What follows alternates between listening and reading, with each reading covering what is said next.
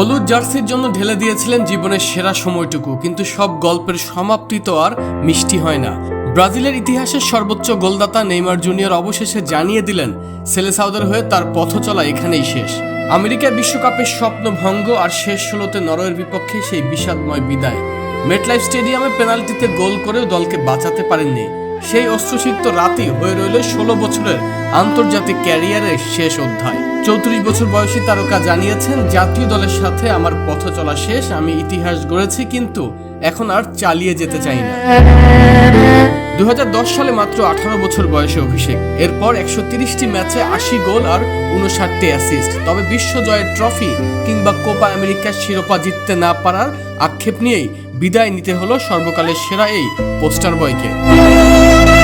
জাতীয় দল ছেড়ে নেইমারের নজর এখন শৈশবের ক্লাব সান্তোসে, যাদের হয়ে কোপা সুদামেরিকানার শেষ 16 নিশ্চিত করেছেন তিনি। ব্রাজিলের 10 নম্বর জার্সি গায়ে আর কখনো দেখা যাবে না সেই চেনা জাদু। বিদায় ব্রাজিলিয়ান ফুটবলের এক অনন্য অধ্যায় নেইমার জুনিয়র।